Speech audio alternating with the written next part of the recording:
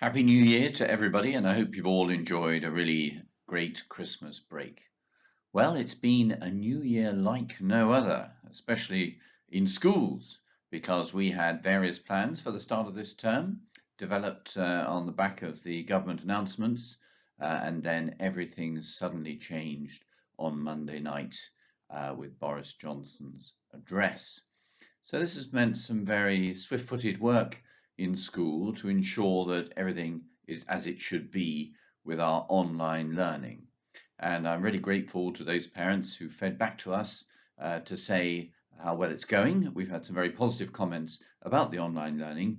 And for us, in many ways, it just feels like getting back into the groove of what we put in place last Trinity term when we had the last long period of lockdown.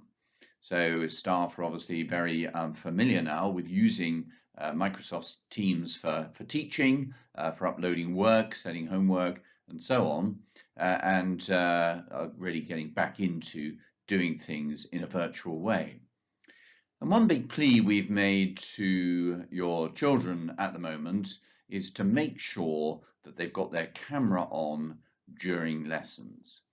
This is incredibly helpful to teachers because it means that the experience of teaching and learning replicates much more closely what actually goes on in the classroom.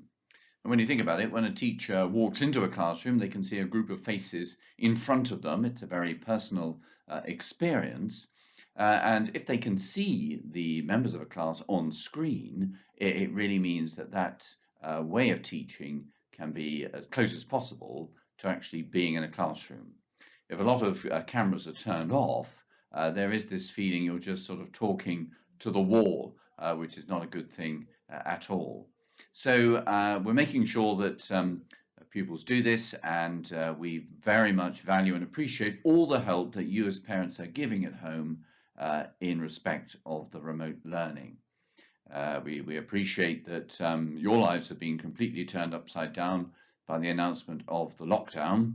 And while we've just started this, and it all seems relatively fresh and in some ways quite exciting, after a while people are bound to get tired, and it's going to the strain will be felt in some respects. And again, we understand that, and this affects everybody.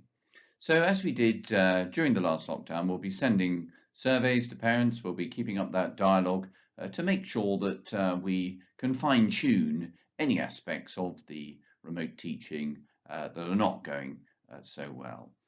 Because we had such positive feedback last time, we're confident that things will be successful this time too. Well, how long will this go on for? Initially, the Prime Minister said half term. Then there seemed to be noises from others in the cabinet that this might be rather longer, but that schools would be prioritised for getting back. Well, we'll just have to wait and see and take things a week at a time. People most affected in many ways have been our public exam candidates in Year 11 and the Upper 6th, and we do very much feel for you, as we've said this week, because you were planning and revising and obviously of the view that there would be public exams this summer. And as you know, you got a letter yesterday explaining exactly what we know so far about what's going to happen when we get into the Trinity term. At the moment, it is still very unclear in some respects, but we've been promised an update next week, and we will communicate that to you as soon as we have it. Casting our minds back to the Christmas period, I'm sure that you were as delighted as I was to see the Christmas carol service and everything that went into it, and all the fantastic work that was done, particularly by our musicians, but also by our readers and actors, and all kinds of things going on in that.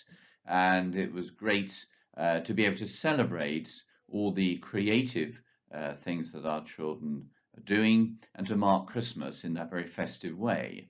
And again, I'd like to thank those parents who wrote in to say how much they enjoyed it. And I know Mr. Farrow now has other plans for things we can do this term in a virtual way. So living this kind of virtual life presents challenges for everybody.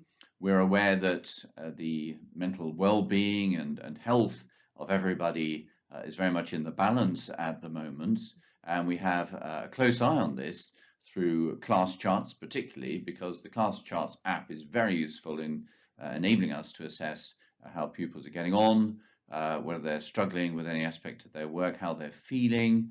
And so I would encourage your children to use this as a way of communicating to Mr. Allen, Mrs. Sharkey, our section heads, so that we know what's going on at home. And although we may be remote from each other physically, we can make sure we are close to each other virtually, if that makes sense. So I hope you don't feel too exhausted at the end of what has been an extraordinary week by any means. And I hope that over the weekend you and your children have a chance to do something interesting. I was just interviewing a prospective pupil who's really got into baking in a big way, partly because of the lockdown. And it's certainly things like that that people can do at this time. Next week, we're going to be launching a charity appeal connected to the kind of physical activity we're allowed to do during lockdown. So more on that next week. It's quite an exciting initiative that we'd love to tell you about. So have a good weekend, and I look forward to speaking to you again next week. Goodbye.